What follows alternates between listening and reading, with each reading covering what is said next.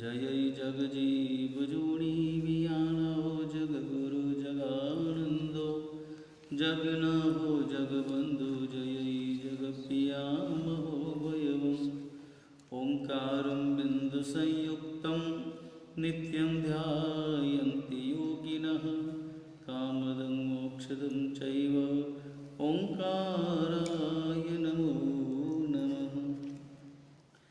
अर्हन्तो भगवन्त इंद्रमयिता सिद्धश्च सिद्धिस्थिता आचार्या जिन शासनोन्नतिकरा पूजा उपाध्यायका श्री सिद्धांत सुपाठका मुनिवरा रत्नत्रयाराधका पंचैते परमेष्टिनः प्रतिदिनं कुर्वन्तु वो मङ्गलं कुर्वन्तु नो मङ्गलम्। अज्ञानतिमिरान्धानां ज्ञानाञ्जनशलाकया नेत्रमुन्मीलितं येन तस्मै श्रीगुरवे नमः तस्मै सद्गुरवे नमः।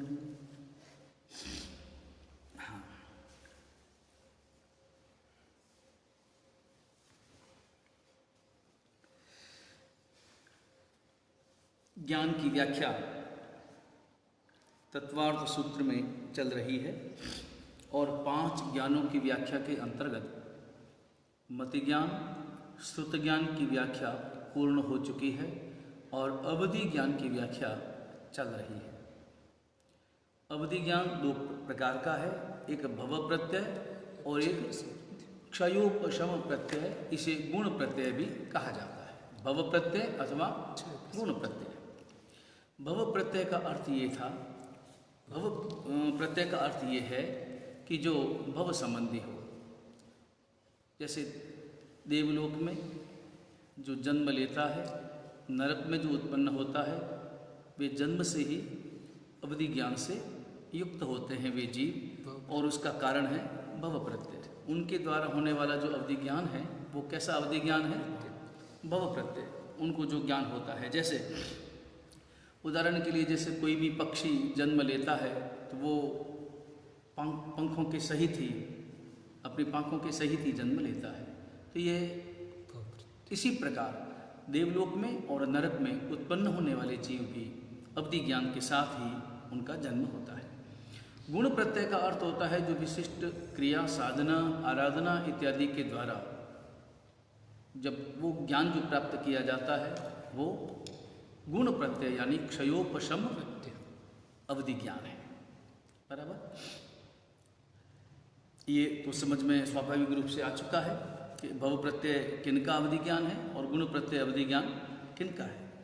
अब यहाँ पर जैसे तीर्थंकर परमात्मा है, तीर्थंकर परमात्मा को भी अवधि ज्ञान तो जन्म से ही होता है ना, जन्म से ही अवधि ज्ञान है। तो वो भव प्रत्यय है या गुण प्रत्यय है? तो यहाँ पर शास्त्रकार कहेंगे कि वो गुण प्रत्यय ही है। क्यों? हाँ, गुण प्रत्यय है। भव प्रत्यय जो है तीर्थंकर परमात्मा का अपना एक अतिशय है। इस कारण से किसी भी तीर्थंकर परमात्मा का जब जन्म होता है तब वो 3 ज्ञान के साथ ही उनका जन्म होता है। उनका उस प्रकार का क्षयोपशम जन्य परिणाम रहता है। यह भव प्रत्यय नहीं है, क्योंकि भव प्रत्यय जो है वो भव से संबंधित है, भव से संबंधित है। जैसे देव और नरक, मनुष्य और तिर्यंच में जो अवधि ज्ञान जिनको भी होता है वो कैसा अवधि ज्ञान होगा? वो गुण प्रत्यय अवधि ज्ञान होगा। बराबर? और इसलिए अगले सूत्र में इसका खुलासा किया है, यथोक्त निमित्त षड विकल्प शेषाणाम। शेषाणाम, शेषाणाम यानी शेष रहे हुए जो जीव। शेष कौन? नरक और देव का ऊपर आ गया। भव प्रत्यय नारक देवानाम, नरक गति के नरइये और देव गति के देव। उनके लिए उनको होने वाला जो उनको जो अवधि ज्ञान होता है वो कौन सा है? भव प्रत्यय। तो जो शेषा नाम यानी जो शेष हैं वो कौन? मनुष्य और त्रियंच। बराबर? यथोक्त निमित्त, इसका अर्थ ये हुआ कि शेष जीवों को शास्त्रोक्त जो क्षयोपशम रूप जो निमित्त से उत्पन्न होने वाला जो क्षयोपशम प्रत्यय है अवधि ज्ञान, गुण प्रत्यय अवधि ज्ञान है वह उनको होता है, किनको? शेष को। और वह कितने प्रकार का है? षड विकल्प, यानी 6 प्रकार का अवधि ज्ञान होता है। अवधि ज्ञान के भेद यहाँ पर बता रहे हैं। अब ये भेद जो है वो कौन से अवधि ज्ञान है? गुण प्रत्यय अथवा क्षयोपशम प्रत्यय अवधि ज्ञान के ये भेद है। भव प्रत्यय तो नर में और देव में होता है और वो एक ही प्रकार का है। ये जो 6 प्रकार के हैं अवधि ज्ञान के, जो 6 प्रकार हैं वो कौन से? तो यहाँ पर बताते हैं अनुगामी, अननुगामी, वर्धमान, हीयमान और अवस्थित, अनवस्थित अथवा अप्रतिपाती, प्रतिपाती। बराबर? अनुगामी, अननुगामी। अब अवधि ज्ञान भी जो है ना वो अलग अलग प्रकार का अवधि ज्ञान। एक तो ऐसा है कि अनुगामी, उदाहरण के लिए जैसे तुम एक लालटेन साथ में लेकर के चलो, लालटेन का प्रकाश, लालटेन तुम्हारे हाथ में है, तो तुम जहां जाओगे लालटेन तुम्हारे साथ रहेगी, क्योंकि तुम्हारे ही हाथ में है। वो प्रकाश लगातार तुम्हारे साथ में रहेगा। तुम दिन में कहीं पर भी जाओ, सूरज तुम्हारे साथ में है ऐसा तुम्हें एहसास होगा, क्योंकि सूरज के साथ ही है, सूरज ऊपर है। तो ऐसा अवधि ज्ञान जो जिस क्षेत्र में अवधि ज्ञान उत्पन्न हुआ है वहां तो अवधि ज्ञान रहता ही है, बल्कि उस क्षेत्र को छोड़कर जहां तुम जाओगे वहां पर भी वो अवधि ज्ञान तुम्हारे साथ ही रहता है, तुम्हारा अनुगमन करता है। वो अवधि ज्ञान कैसा अवधि ज्ञान है? अनुगामी अवधि ज्ञान। बराबर? ये अनुगामी अवधि ज्ञान, तुम जहां भी जाओगे वहां तुम्हें अवधि ज्ञान का उपयोग वहां तुम कर सकते हो। एक है अननुगामी। अननुगामी वो है कि जिस क्षेत्र में हुआ है, जहां अवधि ज्ञान हुआ है उस वहां तो है, लेकिन जो ही उस स्थान को छोड़ा दूसरे स्थान पर गए अवधि ज्ञान भी गया। जैसे यहां इस हॉल में बैठे, पर अब रात का अंधेरा है, पर इस हॉल में कोई व्यक्ति बैठा है और हॉल में ये ट्यूबलाइट जल रही है, प्रकाश है बराबर, लेकिन जो ही वो बाहर जाएगा वो प्रकाश साथ में आएगा? नहीं आएगा ना। तो ट्यूबलाइट का जो प्रकाश है वैसा अवधि ज्ञान अननुगामी अवधि ज्ञान कहलाता है, और लालटेन तुम्हारे साथ साथ चलती है उस प्रकार का जो अवधि ज्ञान है वो कैसा कहलाता है? अनुगामी अवधि ज्ञान। संक्षेप में जहां अवधि ज्ञान हो वहां तो हो ही, उसके स्थान पर तुम जहां भी जाओ वहां पर भी अवधि ज्ञान तुम्हारे साथ चले, वो अनुगामी अवधि ज्ञान कहलाता है। और वहीं जैसे अभी आजकल तुमने कहीं देखे होंगे, कई जो मंत्र तंत्रों के जानकार लोग होते हैं, मंत्र तंत्रों के जो जानकार होते हैं, वो बोपा कहें जिसे, या और भी इस प्रकार के जो विशेषज्ञ हैं, वो गादी पर जब बैठते हैं तब उनको सब भाव आते हैं या तब उन सबको पता चलता है, ऐसा उनका कथन रहता है। और कभी भी कोई रास्ते में मिल गए लेकिन गादी पे आना, वो बोलते भी है ना कि गादी पे आना। इसका मतलब क्या है कि उनकी जो शक्तियां हैं वो कहाँ काम करती है? वो गादी पे ही काम करती है, दूसरी जगह जाने के बाद में उनकी शक्तियां काम नहीं करती। ठीक इसी प्रकार ऐसा अवधि ज्ञान कि जिस क्षेत्र में हो वहीं पर हो, वहीं तक सीमित हो, जो इस क्षेत्र को छोड़ा अवधि ज्ञान भी चला जाता है, वो अवधि ज्ञान कैसा कहलाता है? दूसरे स्थान पर जाने के बाद में अवधि ज्ञान का उपयोग प्रवर्तित नहीं होता, वो अननुगामी अवधि ज्ञान कहलाता है। 2 भेद हो गए। उसके बाद में तीसरा भेद है वर्धमान। वर्धमान और हीयमान। महीने में 2 पक्ष हैं, एक शुक्ल पक्ष है और एक कृष्ण पक्ष है। शुक्ल पक्ष की विशेषता यही है कि दूज की शाम को जो चंद्रमा दिखाई देता है उसके बाद में लगातार तीज को और ज़्यादा, चौथ को और ज़्यादा, उसकी जो कलाएं हैं वो लगातार बढ़ती जाती है, खिलती जाती है। ठीक उसी प्रकार अवधि ज्ञान होने के बाद में उस अवधि ज्ञान का लगातार जो है वो बढ़ता ही जाए। वो अवधि ज्ञान जो है हर दृष्टि से वो अवधि ज्ञान बढ़ता ही जाए, उसका नाम है वर्धमान अवधि ज्ञान। वर्धमान यानी बढ़ता हुआ। और कृष्ण पक्ष का चंद्रमा कैसा होगा? लगातार घटता जाएगा, घटता जाएगा, घटता जाएगा। तो इस प्रकार का जो अवधि ज्ञान है वो हीयमान, लगातार आज जितना है कल उससे कम, परसों उससे कम, लगातार वो अवधि ज्ञान का उपयोग जो है वो लगातार कम होता जाता है। वो हीयमान कहलाता है। उदाहरण के लिए जैसे मान लो यहाँ पर बहुत सारी घास रखी है और यहाँ पर आग लगी और आग लगातार लगातार बढ़ती जाएगी बढ़ती जाएगी बढ़ती जाएगी, बराबर। ये वर्धमान लगातार जैसे आग बढ़ती जाती है ऐसे उसका अवधि ज्ञान का उपयोग वो भी बढ़ता जाता है, वो वर्धमान है। और इसी प्रकार घटता जाए जैसे आग पूरी लग गई और अब उसमें ईंधन नहीं है, आग पूरी लग गई और उसमें और ज्यादा ईंधन नहीं डाला गया तो क्या होगा उस आग का, वो आग धीरे धीरे कम होती जाएगी कम होती जाएगी कम होती जाएगी। हीयमान यानी लगातार घटते जाना। तो सबसे पहला अनुगामी, उसके बाद अननुगामी, उसके बाद में वर्धमान, उसके बाद में हीयमान और उसके बाद में है प्रतिपाती, अप्रतिपाती अथवा अवस्थित, अनवस्थित। अवस्थित का अर्थ होता है एक बार होने के बाद, एक बार जो हो गया होने के बाद स्थिर रहे, होने के बाद में स्थिर रहे, वो कभी नष्ट न हो, वो क्या कहलाता है, अवस्थित। और इसे अप्रतिपादी भी कह सकते हैं। और एक होता है अनवस्थित, अनवस्थित यानी प्रतिपाती। अनवस्थित का अर्थ होता है लगातार आते रहे जाते रहे। या प्रतिपाती का अर्थ यहाँ पर यह बताया गया है कि आने के बाद में जो चला जाए और वापस आए, चला जाए आ जाए, चला जाए आ जाए, इस प्रकार का जो अनियत है, अनवस्थित है, वो प्रतिपाती। तो भेद समझ में आ गए। अनुगामी लगातार साथ रहे, अननुगामी जहां हो वहीं रहे, वर्धमान बढ़ता रहे, हीयमान घटता रहे और अवस्थित कायम रहे, अनवस्थित आता रहे जाता रहे, आता रहे जाता रहे। जैसे समंदर में लहरें हैं, आता है आती है जाती है, आती है जाती है, इस प्रकार इसको अनवस्थित और अवस्थित को प्रतिपाती और अप्रतिपाती भी अपन कह सकते हैं। ये कैसा है, ये 6 प्रकार के क्या हैं, गुण प्रत्यय अवधि ज्ञान। एक होता है परमावधि ज्ञान, परम अवधि ज्ञान, जो वर्तमान में तो विच्छेदी है। परमावधि ज्ञान किसे कहेंगे,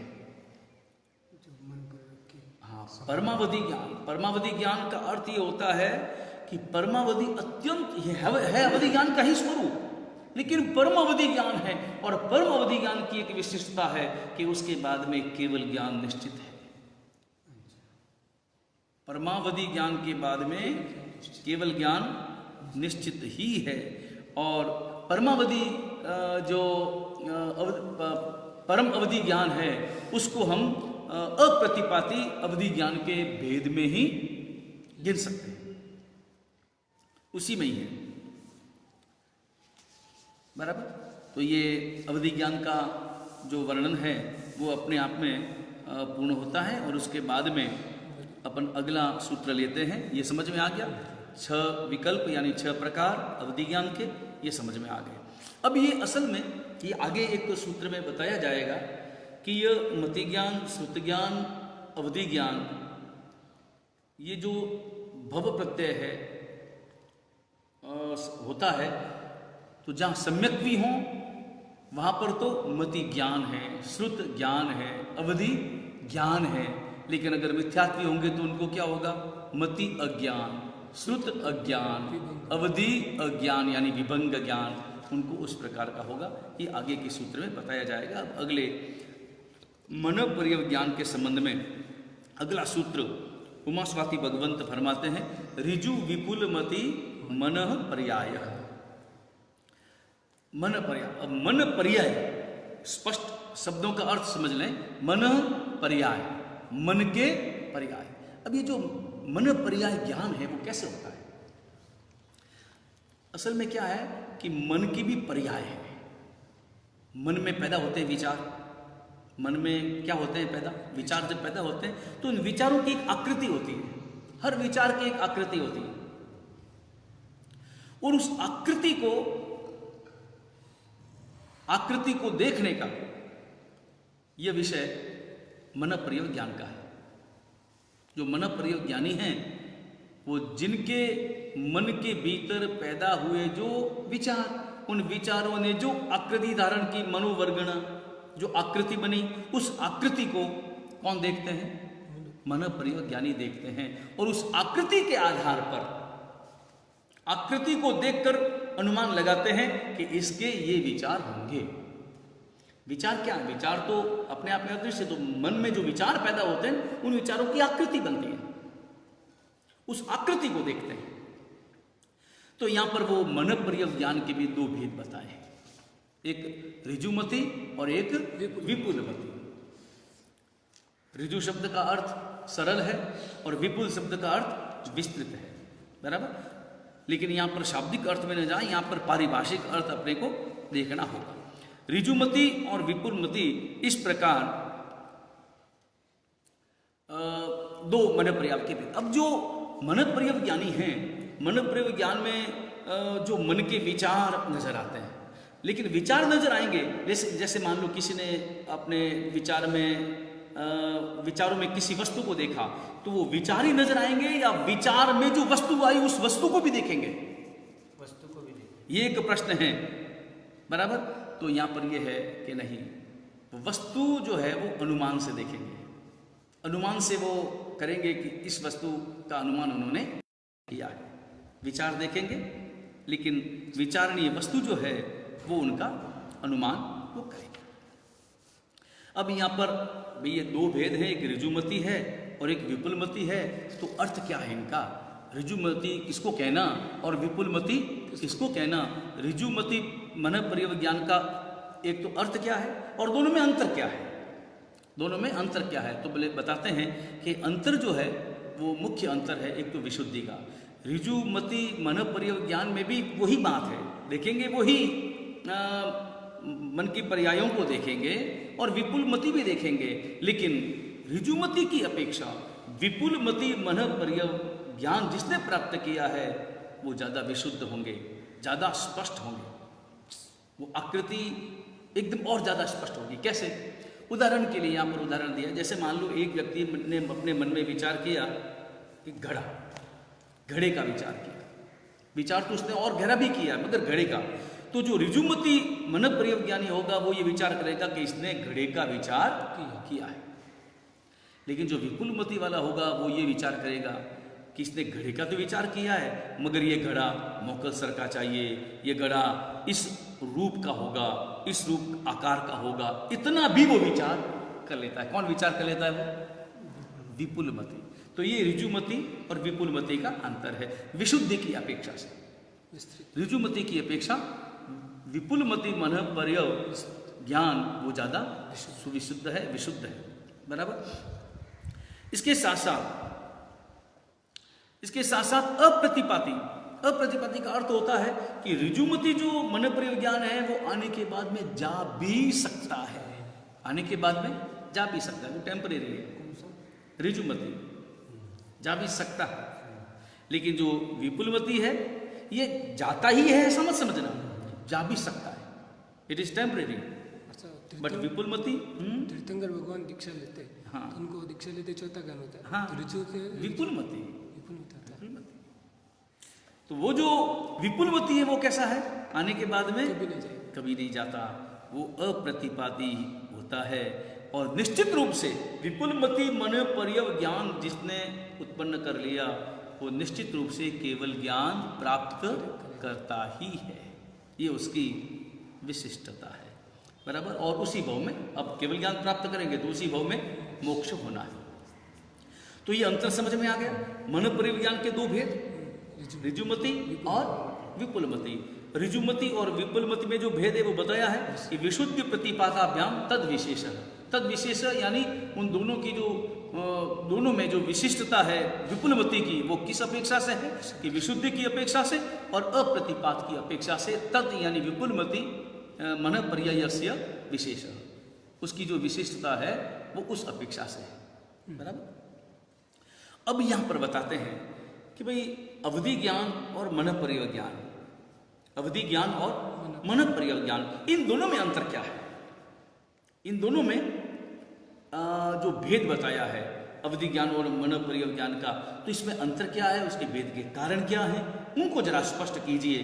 तब उमा स्वाति भगवंत साधक की जिज्ञासा का समाधान करते हुए अगला सूत्र प्रस्तुत करते हैं और अगले सूत्र में लिखा है कि विशुद्धि क्षेत्र स्वामी विषयेभ्यः अवधि मन पर्याययोः। विशुद्धि क्षेत्र स्वामी विषयेभ्यो अवधि मन पर्याययोः। इसका अर्थ ये हुआ कि चार बातें, विशुद्धि क्षेत्र स्वामी और विषय, इन चार कारणों से अवधि ज्ञान और मनोपर्य ज्ञान में भेद है। अवधि ज्ञान और मनोपर्य ज्ञान में जो भेद है उसका कारण क्या है? चार बातें, विशुद्धि क्षेत्र स्वामी और विषय। अब यहां पर जैसे उदाहरण के लिए समझें, विशुद्धि सबसे पहला है विशुद्धि।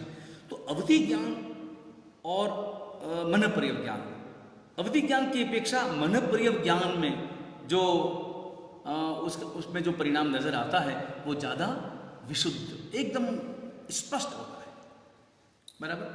अब इसका उदाहरण कैसे दे सकते हैं? उदाहरण जैसे मान लो अपन दे सकते हैं कि जो चश्मे से जिनको दूर का चश्मा लगा हुआ, दूर का चश्मा जिनको लगा हुआ हो, बराबर, वो बिना चश्मे के सामने देखे उनको कैसा नजर आएगा, और चश्मा लगा करके देखे तो उनको कैसा नजर आएगा। उसमें ज्यादा नंबर वाला नहीं, केवल एक आध नंबर वाला, क्योंकि ज्यादा नंबर वाला होगा तो सामने दूर कुछ नजर ही नहीं आएगा। बराबर। उसमें आधा नंबर या एक नंबर, आधा नंबर का ही फर्क है, आधा नंबर से ही देख लो।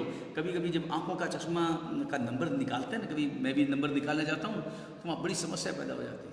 वो देखते हैं ऐसा बताते हैं और देखो ये ठीक है, कास्ट चेंज करते हैं, ये ठीक है कि ये ठीक है, ये ठीक है कि ये ठीक है, ये भी ठीक लगता है वो भी ठीक लगता है, और कुछ समझ में ही नहीं आता था कि निर्णय क्या करना, ये ठीक लगता है कि वो ठीक लगता है। कभी कभी ऐसा होता है कि दोनों ही ठीक प्रतीत होते हैं मगर फिर भी अंतर तो है ही। तो ऐसे ही पढ़ने में भी ऐसा ही है। जैसे मान लो भी मेरे 2.5 नंबर हैं, चश्मे के 2.5 नंबर हैं। अब अगर मैं 2 नंबर का चश्मा पहनूंगा तो मुझे ये जो अक्षर नजर आएंगे वो कैसे नजर आएंगे? इतने स्पष्ट नजर आएंगे जितनी स्पष्टता 2.5 नंबर का चश्मा लगाने में है, नहीं आएंगे ना। तो इसमें अंतर, विशुद्धि का अंतर समझ में आ गया ना। ये विशुद्धि अवधि ज्ञान की अपेक्षा मनोपर्य ज्ञान के जो परिणाम है वो शुद्ध है, बराबर, ज्यादा एकदम से स्पष्ट है। उसके बाद में क्षेत्र, अब यहां पर बताते हैं कि क्षेत्र, तो क्षेत्र की अपेक्षा से तो अवधि ज्ञान का जो क्षेत्र है वो बहुत विशाल है। अवधि ज्ञान का जो क्षेत्र है वो बहुत विशाल है। कितना है? अवधि ज्ञान का जो क्षेत्र है वो जगने से अंगुल के असंख्यात में भाग, अंगुल के असंख्यात में भाग से लेकर के संपूर्ण लोक पर्यंत, संपूर्ण लोक पर्यंत अवधि ज्ञान का क्षेत्र है। अवधि ज्ञान में इतना देखा जा सकता है, अवधि ज्ञान का क्षेत्र इतना है। लेकिन जब मनोपर्य ज्ञान का क्षेत्र अगर देखेंगे तो कितना है कि केवल 2.5 द्वीप, केवल 2.5 द्वीप और 2 समुद्र प्रमाण, बस उतना ही मनोपर्य ज्ञान का क्षेत्र है। और उसमें भी किसके? संगीत पंचेंद्रिय जो मनुष्य हैं, त्रियंच हैं और देव हैं, बस उनके ही मन के विचारों को जान सकते हैं। ये मनोपर्य ज्ञान का वो जो क्षेत्र है वो कितना है कि तुम अगर विचार करो तो देखो कि ऊपर जो है वो 900 योजन तक, 900 ज्योतिष विमान तक वो देख सकते हैं। यहाँ से ज्योतिष विमान की जो दूरी है वो कितनी है? 900 योजन की। इसी प्रकार नीचे जो है वो 1000 योजन। तो कुल मिलाकर के ये 2.5 द्वीप, नीचे 1000 योजन, ऊपर 900 योजन, 2 समुद्र प्रमाण, उतना ही उसका क्षेत्र है। तो ज्यादा क्षेत्र किसका है? अवधि ज्ञान का। अवधि ज्ञान का क्षेत्र विशाल है जबकि मनोपर्य ज्ञान का क्षेत्र अल्प है। बराबर, ये समझ में आया? भेद तो बता दिया अवधि ज्ञान में और मनोपर्य ज्ञान में, दोनों में भेद क्या है। उसके बाद में अगला कारण है तीसरा, विशुद्धि है पहला, दूसरा है क्षेत्र, तीसरा है स्वामी। अब यहां पर बताएं कि अवधि ज्ञान जो है, अवधि ज्ञान चारों ही गतियों में संभव है। चारों ही गतियों में रहे हुए सम्यक दृष्टि अथवा मिथ्या दृष्टि जीवों को उत्पन्न हो सकता है। किनको? चारों ही गतियों में रहे हुए, भले चाहे वो सम्यक दृष्टि हो और चाहे वो मिथ्या दृष्टि हो। सम्यक दृष्टि होगा तो अवधि ज्ञान होगा और मिथ्या दृष्टि होगा तो उल्टा विभंग ज्ञान होगा, अवधि अज्ञान होगा। लेकिन है तो सही, हो सकता है। लेकिन जब मनोपर्य ज्ञान किसको हो सकता है? स्वामी का अर्थ होता है अधिकारी। स्वामी का अर्थ क्या है? अधिकारी। तो मनोपर्य ज्ञान किसको हो सकता है? तो बताया गया कि मनोपर्य ज्ञानी केवल और केवल 7 सप्तम गुण स्थानक वर्ती सप्तम गुण स्थानकवर्ती संयत जीवों को ही हो सकता है और किसी को नहीं। देवगति में संभव है, सवाल ही नहीं। त्रियंच गति में संभव है, सवाल ही पैदा नहीं होता। नरक गति में संभव है, सवाल ही पैदा नहीं होता। मनुष्य गति में भी चतुर्थ गुण स्थानकवर्ती सम्यक दृष्टि जीवों को भी नहीं, मिथ्यात्वियों को तो सवाल ही नहीं।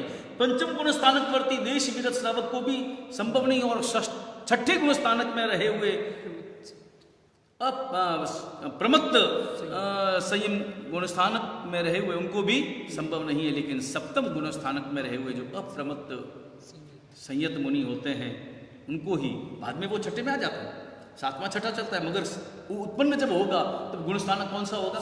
सप्तम गुण स्थानक होगा, बराबर। और उसके बाद में ये जो मन प्रयोग ज्ञान है वो कितने कितने गुण स्थानों में रहता है, तो बताएंगे कि छठे से लेकर के 12वें तक उत्पन्न होगा 7वें में, बाद में वो 7वें से छठे में आएंगे या 8वें में जाएंगे। 8वें में तो तब जाएंगे जब वो श्रेणी चढ़ेंगे, उपशम अथवा क्षपक श्रेणी या मन प्रयोग ज्ञान है, तो उस प्रकार की जो श्रेणी चढ़ेंगे उस हिसाब से वो आगे बढ़ेंगे। लेकिन वो छठे से लेकर के 12वें गुण स्थानक पर्यंत उनकी उपस्थिति किसकी रहती है? मन प्रयोग ज्ञान की। तो विशुद्धि समझ में आ गया, क्षेत्र समझ में आ गया, स्वामी समझ में आ गया। उसके बाद में चौथा कारण है विषय का। विषय का अर्थ यह है, अवधि ज्ञान का विषय क्या है? तो कहेंगे कि अवधि ज्ञान का विषय है रूपी द्रव्य। क्या है? रूपी द्रव्य, और उसके अल्प पर्याय। हर द्रव्य के अपनी पर्याय है, हर द्रव्य के अपनी पर्याय हैं। तो समस्त पर्याय नहीं, बल्कि कितनी अल्प पर्याय, ये अवधि ज्ञान का विषय है, बराबर। इसमें ये भी है, मन के भी देखो 2 प्रकार के पर्याय हैं। मन के भी एक स्थूल पर्याय और एक सूक्ष्म पर्याय। अवधि ज्ञान जो है वो स्थूल पर्यायों को भी जान लेता है, अवधि ज्ञान में जाना जा सकता है। तो मन के स्थूल पर्याय, द्रव्य तो सारे, द्रव्य कितने? रूपी द्रव्य जितने भी, रूपी द्रव्य और उसके अल्प पर्याय, ये जो विषय किसका है? ये विषय किसका है? अवधि ज्ञान का, बराबर। अब मन प्रयोग ज्ञान का विषय क्या है?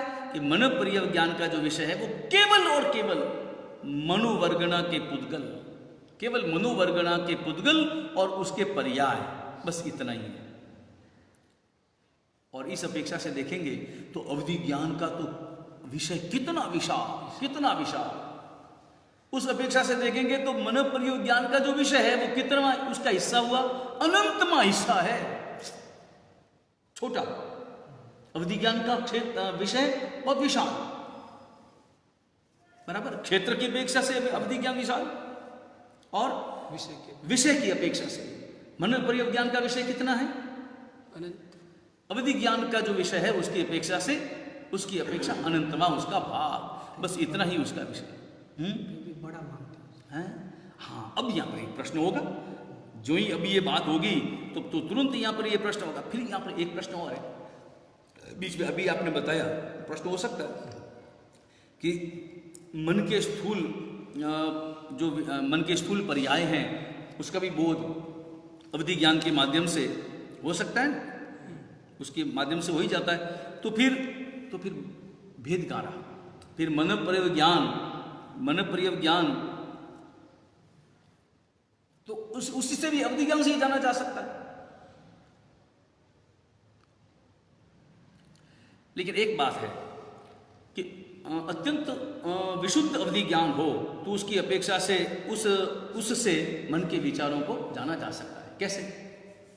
जैसे अनुत्तर विमान, एक बार मैंने बताया था, तीर्थंकर परमात्मा का जो मनोयोग है वो कैसे प्रवर्तता है?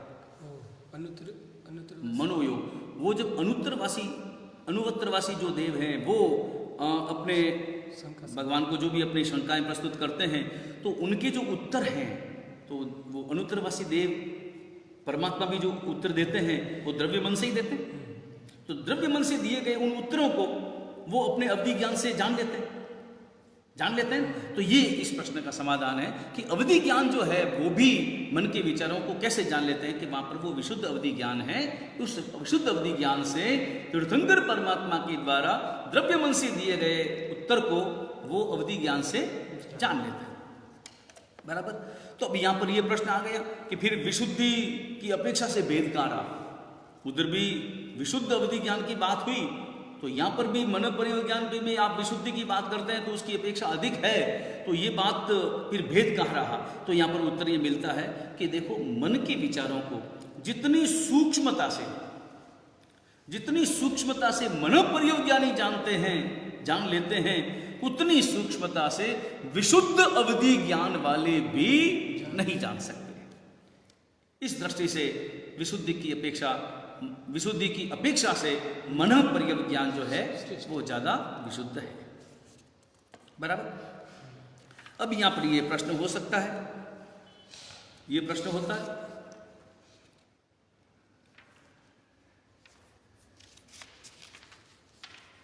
फिर यहां पर ये मन परिज्ञान जो है वो इन सब में भी अवधि ज्ञान जो है वो क्षेत्र की अपेक्षा से विशाल, बराबर, और स्वामी की अपेक्षा से और विषय की अपेक्षा से, तीनों की अपेक्षा से बड़ा कौन? अवधि ज्ञान। तो फिर वो मन परिज्ञान से ज्यादा बड़ा कैसे? विशेषता ज्यादा किसमें है? अवधि ज्ञान में है। लेकिन एक ही पहला जो हेतु है विशुद्धि के मामले में, विशुद्धि के क्षेत्र में वो अवधि ज्ञान जो है वो पीछे रह जाता है। विशुद्धि किसकी ज्यादा है? वो मन परिज्ञान। विशुद्धि यानी, अब विशुद्धि को समझने के लिए समझो तुम कि जैसे एक डॉक्टर है, एक डॉक्टर तो है जनरल फिजिशियन, एक डॉक्टर है वो क्या है? General physician. और एक डॉक्टर है वो स्पेशलिस्ट। अब जनरल फिजिशियन जो है वो आपके नाक को भी जानता है, कान को भी जानता है, आंख को भी जानता है, हार्ट को भी जानता है, और मतलब सामान्य सब कुछ पूरे शरीर के रोगों को जानता है। और स्पेशलिस्ट स्पेशलिस्ट जो है, जैसे मान लो ईएनटी का स्पेशलिस्ट है तो वो क्या जानेगा? केवल ईएनटी के बारे में, और ईएनटी के बारे में बहुत गहराई से जानेगा, अच्छी तरह से जानेगा। इन दोनों में क्या अंतर है? एक जनरल फिजिशियन और एक स्पेशलिस्ट, इन दोनों में क्या अंतर है? एक जनरल फिजिशियन जो है वो जनरल है, लेकिन स्पेशलिस्ट जो है वो स्पेशलिस्ट ही है। तो यही अंतर अवधि ज्ञान और मन परिज्ञान में है।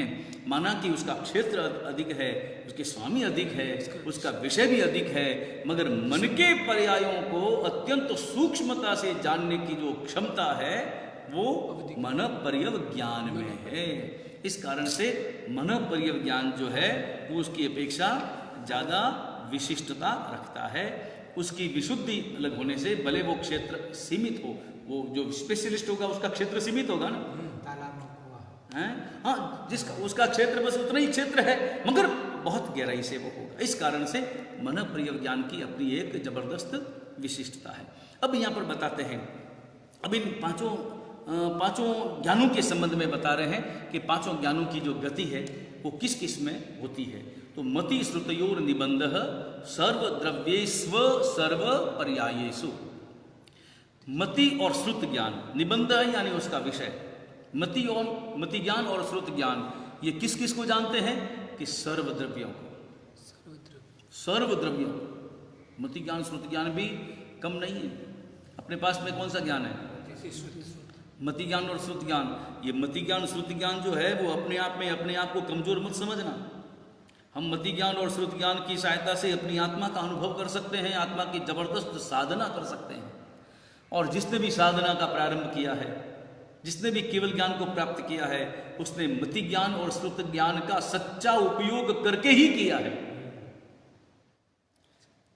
वो इसलिए वो बैठे नहीं कि भाई देखो अभी तो मेरे पास खाली मति ज्ञान और श्रुत ज्ञान ही है, जब केवल ज्ञान, जब अवधि ज्ञान होगा, जब मन परिज्ञान होगा, जब केवल ज्ञान होगा तब आत्मा को जानेंगे। अगर ऐसे ही विचार करके अगर वो बैठे रहेंगे तो क्या वो आत्मा की साधना आराधना कर सकेंगे? तो आत्मा की साधना आराधना करने के लिए प्रारंभ में कौन से ज्ञान चाहिए? मति ज्ञान और श्रुत ज्ञान। और अपने पास में कौन से ज्ञान है?